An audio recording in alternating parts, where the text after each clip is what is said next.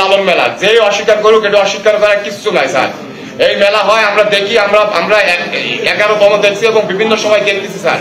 আমাদের কথা যে আমরা মাদকের পক্ষে না, আমরা চাচ্ছি যে মাদকের বিপক্ষে, কিন্তু এটা তো সিস্টেমেটিক করতে হবে।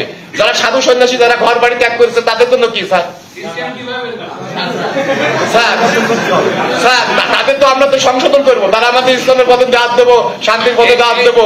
আপনার নাম কি? স্যার আমার নাম মুস্তাফিজুর রহমান। মুস্তাফিজুর রহমান। জি স্যার। আপনি মাদকের কথা বলতেছেন তো ডিস্ট্রিক্ট ম্যাজিস্ট্রেটের সামনে বসে। স্যার এটা তো আমাদের আলোচনা হবে স্যার। এটা না এটা যে কত বড় ধৃষ্টতা, ঠিক আছে? আপনি বুঝতে পারছেন? আপনি কি অ্যাডভোকেট? জি স্যার। এটা গণতান্ত্রিক দেশে এভাবে নেবেন না। আপনি কিসের অ্যাডভোকেটই করছেন? স্যার আমি চিটাগাং ইউনিভার্সিটি থেকে পড়াশোনা করছি, এলএলবি এলএলএম। আপনি জানেন না যে ডিস্ট্রিক্ট ম্যাজিস্ট্রেটের সামনে বসে আপনি একটা গুরুতর বিষয় কথা বলতেছেন? এইটুকু সেন্সও আপনার নাই? এটা এই উনারা যে পণ্ডিত আমাদের সাধুরা আছেন, উনারা বারবার বলেছেন এবং ইস্যু আছে যে মাদকের সাথে আমাদের লালন সাহেবের যে জীবন আদর্শ, জীবন চরিত, তার সাথে কোনো বিন্দু মতো কোনো সম্পর্ক নেই।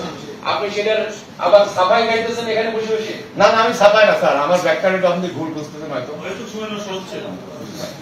এই ধরনের কথা জানতে করুন, কঠিন অ্যাকশন দিব আপনি যেই হন না কেন, ঠিক আছে? আমাকে চিনেন না? না আপনি আসছেন, কিন্তু এই ধরনের কথা খবরদার ভুলে উচ্চারণ করবেন না।